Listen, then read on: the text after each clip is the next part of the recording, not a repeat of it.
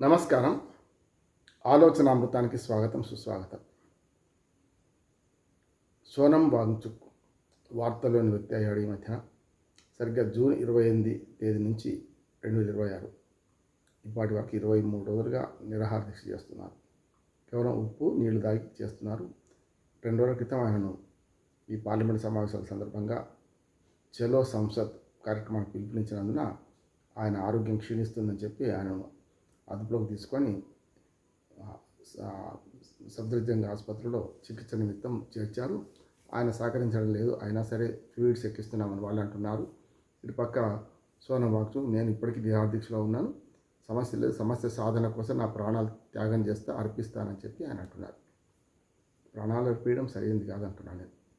నిజంగా న్యాయమైన కోరికలు సాధించుకోవడానికి బతికుండాలి మనిషి. ఇక ఈ మొత్తం ఎపిసోడ్కి వస్తే కేంద్ర ప్రభుత్వం ఘోరంగా తప్పులో కాలేసిందా పప్పులో కాలేసిందా అనిపిస్తుంది. 23 రోజులుగా కొనసాగుతున్న ఆందోళనను పట్టించుకోకుండా సోనం వాంగ్చుక్ ప్రముఖ విద్యావేత్త, లడాక్ ప్రాంతానికి చెందినవాడు. అట్లాగే లేహ్ ప్రాంత అక్కడి సమస్యల మీద ఉమ్మడి జమ్మూ కాశ్మీర్లో కూడా విద్య, పర్యావరణం వీటి మీద కృషి చేసినవాడు. ఐస్ స్టాచ్యూ టెక్నాలజీ అభివృద్ధి చేసినవాడు. శంఖాకారంలో ఐస్ స్టాచ్యూ ఏర్పాటు చేసి దాని ద్వారా మళ్ళీ ఎండాకాలంలో వర్షాలు కురవకపోతే ఎండాకాలంలో దాన్ని వాడుకొని మంచినీళ్ళు వాడుకునే ప్రయత్నం తీసుకొచ్చారు. అట్లాగా మనకు మట్టి మీద కూడా పరిశోధనలు చేశారు. ఒక రకంగా చెప్పాలంటే అటు విద్యావంతుడు, ఇటు పర్యావరణవేత్త, మరొకసారి సామాజిక విద్యావేత్త, విద్యా కార్యక్రమాల్లో చురుగ్గా పాల్గొంటూ అనేక విద్యారంగ సంస్కరణలకు మన జమ్మూ కాశ్మీర్లో కృషి చేసినవాడు. అట్లాగా ఆ రామన్ మెగసెస్ అవార్డుతో పాటు అనేక అవార్డులు అందుకున్నవాడు. అందులో పెద్దది రామన్ మెగసెస్ అవార్డే. ఇటువంటి వ్యక్తి మరి గత 23 రోజులుగా నిరాహార దీక్ష చేస్తున్న కారణం చిన్నదా పెద్దదా సమస్య కాదు. ప్రభుత్వం పట్టించుకోను, నాకేమిటి, నీ ఇష్టం చేసుకుని నేను మాట్లాడను అని భీష్మించుకొని కూర్చొని ఇవాళ మనకి చర్చలకు వచ్చింది కదా. అటు అమిత్ షా హడావుడిగా పార్లమెంట్ సమావేశం జరుగుతున్న సందర్భంలోనే అటు మంత్రులతో సమావేశం కావడం, ధర్మేంద్ర ప్రధాన్తో సమావేశం కావడం, ఆ తర్వాత జేపీ నడ్డా ఆరోగ్య శాఖ మంత్రి ఆయన ఈ సీజేపీ కార్యకర్తలను పిలిపించుకొని నాయకులను పిలిపించుకొని మాట్లాడడం, కొంతవరకు సానుకూలంగా స్పందించడం. ఈ పని మొదలు చేసి ఉంటే సమస్య ఉండకపోదు కదా. అంటే నేను ఏమంటున్నానంటే సమస్య ముదిరేదాకా తెగేదాకా లాగి ఇప్పుడు కేంద్ర ప్రభుత్వం చేతులు గాలకి ఆకులు పట్టుకుంటుంది అంటున్నాను. ఇది తప్పు. స్పష్టంగా వాళ్ళ కోరికలలో 1-2 అసమంజసమైన కావచ్చు. విద్యారంగ సంస్కరణలు అయితే సరైనవి కదా, పరీక్షలు సరిగ్గా నిర్వహించాలా అనే డిమాండ్ సరైనది కదా. అట్లాగే మరి మీ తప్పిదం వల్ల వందలాది మంది విద్యార్థులు చనిపోయారు కదా, వాళ్ళందరికీ ₹1 పరిహారం కోరడం తప్పు కాదు కదా. సరే, ధర్మేంద్ర ప్రధాన్ రాజీనామా చేయగానే మొత్తం సమస్య పరిష్కారం అవుతుందా కాదా, నాకు కూడా భేదాభిప్రాయం ఉంది. నైతిక విలువలు పాటించే ఒకనాడు లాల్ బహదూర్ శాస్త్రి గారు రాజీనామా ఎట్లా చేశారో అట్లా చేస్తే మంచిదే కాదంటలేదు. ఆ విలువలు ఇప్పుడు ఎక్కడి అంటున్నాను. విలువల కోసం పాకులు కాదంటలేదు, లేవు కనుక వద్దని నేను అనడం లేదు. కానీ అది రాజకీయ డిమాండ్గా మారుతుంది అంటున్నాను. అందుకనే ఈ సీజేపీ ఉద్యమం కానీ, ముఖ్యంగా సోనం వాంగ్చుక్ నిరాహార దీక్ష కానీ, ఇవన్నీ ఒకరి చేతిలో ఆయుధంగా మారొద్దు మనం.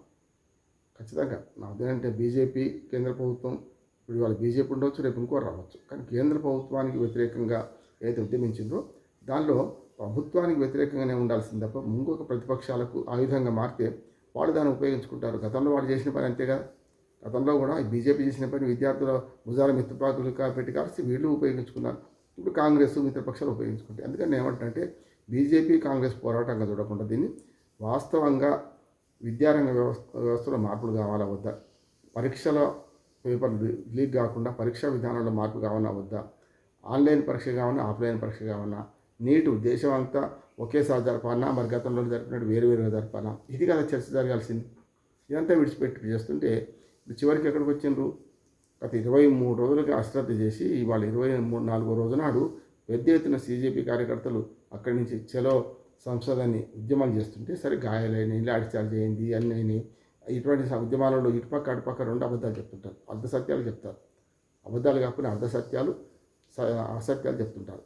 అందుకనే అభిజిత్ దీప్కే ఎవరైతే సీజేపీ ఊహాజనిత పార్టీకి వ్యవస్థాపకులో ఆయన అరెస్ట్ అయ్యిండు అని ఒక పుకార్లు లేవదీశారు. కాదు కాదు మా దగ్గరనే ఉండు, బయటే ఉన్నాడు అన్నారు. మరి రెండు తప్పేగా. మొదల ఆవేశాలు రెచ్చగొట్టడమే కదా. పోలీసులు మేము అరెస్ట్ చేయలేదని చెప్పిండ్రు. చెప్పిన తర్వాత మొదలేమో ఆరోపించారు, తర్వాత వెనక్కి తీసుకున్నారు. అంటే కనపడకపోతే పోలీసులు అరెస్ట్ చేసినట్టేనా? కొంచెం వాస్తవాలు తెలుసుకోవాల్సిన అవసరం ఉంది కదా. అట్లాగే ప్రభుత్వం కూడా ఎప్పుడు కూడా ఉద్యమాలను నడచాలంటే బలప్రయోగం లాభం లేదు. చర్చల ద్వారా పరిష్కారం కావాలి. స్ప్రింగులు ఎంత కిందికి వత్తితే అంత పైకి లేస్తుంది. అటువంటిప్పుడు స్ప్రింగ్ను కిందికి వత్తుదామా, పైకి లేవకుండా చూద్దామా, ఫ్రీగా విడిచిపెడదామా అనే జ్ఞానం ఉండాలి కదా. గోడకేసిన బంతి మన ముఖానికే తాకుతుంది, మళ్ళీ గోడకు తిరిగి వచ్చి. కనుక ఇప్పుడు ప్రభుత్వం ఏం చేసిందంటే వారి డిమాండ్ సహేతుకమైనవి కావా, అందులో ఏం చేస్తాము ఏం తీర్చాము ఇవి చెప్పాలి. కానీ అంతా విడిచిపెట్టి మా ఇష్టం మీరు ఏమన్నా చేసుకొని మేము స్పందించాము అంటే కుంభకర్ణి నిద్రపోయింది అంటున్నాయి ప్రభుత్వం. కుంభకర్ణి నిద్రపోతే లాభం లేదు. ఇప్పటికైనా తెలిసి వచ్చింది. వాళ్ళని కూర్చొని పెట్టారు, మాట్లాడారు. గంట నిలబెట్టి గంట వెయిట్ చేయించి 10 నిమిషాలు మాట్లాడాకని కూడా మరి ప్రతినిధులు అంటున్నారు. సిజేపీ ప్రతినిధులు. సిజేపీ పార్టీ ఉన్నదా లేదా తంత సరదా సంగతి. యువత ఆకాంక్షల మేరకు ప్రభుత్వం నడుస్తుందా లేదా? యువత ఏం కోరుతున్నారు? అయ్యా ఉద్యోగాలు ఇవ్వకపోయినా కనీసం పరీక్షలను బాగా నిర్వహించండి అంటున్నారు. యూపీపీఎస్సీ ఒక మంచి ఆదర్శం కదా దేశవ్యాప్తంగా. యూపీపీఎస్సీలో ఇప్పటిదాకా అటువంటి అక్రమాలు జరగలే కదా, చాలా వరకు రాలే కదా. ఇప్పటికి ఉన్నంతలో యూపీపీఎస్సీ పరీక్ష అంటే కొంత ఆ విలువ ఉన్నది. మరి నీటి పరీక్షను నీట్గా ఎందుకు నిర్వహించలేకపోతున్నారు? నిర్వహించలేకపోతే దానికి కారణం ఎవరు? మరి దానికి కారణమైన వాళ్ళు బాధ్యులను చేసి పక్క పెట్టారా లేదా?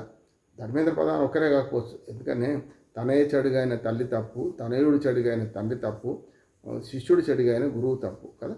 అటువంటప్పుడు మరి ప్రభుత్వంలో ఉన్న పెద్ద మంత్రే కనుక ఆ మంత్రే సరైన విధంగా ఇన్స్పెక్షన్ చేసి సరైన విధంగా రూపకల్పన చేసి పరీక్షల నిర్వహణలో తాను కూడా కొంత పాత్ర వహించి చేస్తే బాగుంటుంది. నాకేం తెలియదు అని ఒకసారి అంటుండు, కాదు నేనే బాధ్యుడిని అంటున్నాడు. బాధ్యుడైనప్పుడు రాజీనామా చేయాలి కదా, తప్పు అయినప్పుడు సారీ చెప్పాలి. అందుకని నేనేమంటున్నాను అంటే రాజీనామా చేయడం చేయకపోవడం తర్వాత సంగతి. ఇప్పుడు కనీసం వచ్చే సంవత్సరం ఆన్లైన్ పరీక్ష నిర్వహిస్తామని మొన్నటికే ఒకసారి లీక్ అయింది. తర్వాత రెండో పరీక్షను ఆన్లైన్ నిర్వహిస్తా అన్నారు, కానీ ఇప్పటికీ సాధ్యం కాదని చెప్పి మళ్ళీ పాత పద్ధతులు నిర్వహించారు. 150 ప్రశ్నలలో 111 ప్రశ్నలు ఒక కోచింగ్ సెంటర్ వారు లిఖితపూర్వకంగా రాసి చేతిరాత్తో రాసిన ఒకటి బయటపడ్డది. అసలు పేపర్ లీక్ కాకుండా ఏం చేస్తే బాగుంటుంది? లీక్ కాకుండా చట్టపరమైన చర్యలు తీసుకోవాలి, దాంతోపాటు మనకు విధానపరమైన చర్యలు తీసుకోవాలి. ఇవి కదా ఆలోచించాల్సింది. కమిటీ వేయండి.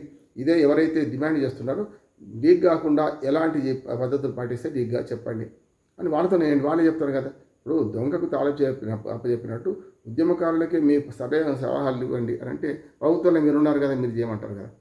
ఎవడైనా అధికారంలో ఉన్న వాడిని మనం అడుగుతాం, కానీ అధికారం లేని వాళ్ళని కూర్చుని మీ పని అంటే సంస్కరణ కోసం అవసరం అంటున్నాను.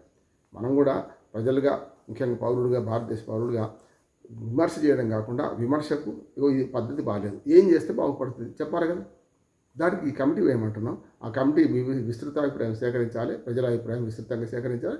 అప్పుడు నీటి పరీక్షలు కానీ నీట్గా జరగాలంటే ఏం చేస్తే బాగుంటుందో చర్చల ద్వారా తెలియని అంశాన్ని పట్టుకొని చేయాలి. అందుకని ఇక్కడ ఈ ఉద్యమాన్ని అణిచివేసే దిశలో ప్రభుత్వం ఉంటే మరింత నష్టపోతుంది. అట్లాగే ఉద్యమాన్ని ఇగ్నోర్ చేశారు. పట్టించుకోకపోతే కూడా ముందు ఇంతదాకా వచ్చింది కదా. అనవసరంగా పోలీసులు గాయపడ్డారు ఇవాళ చలో సంస్థలో. అట్లాగే మన విద్యార్థులు గాయపడ్డారు. మరి సోనం వాంగ్చుక్ భార్య గీతాంజలి జుట్టు పట్టుకొని నిడిచారు కొందరని, అది కూడా ఆరోపణలు ఉన్నాయి. మరి అది నిజమా కాదు, అరెస్ట్ ఎంత నిజమో, ఏదైతే అంత నిజమైన చేశారా అంటే కూడా విచారణ జరపాల్సిన అవసరం ఉంది. ఏదైనా సరే బలప్రయోగం సమస్యకు పరిష్కారం కాదు.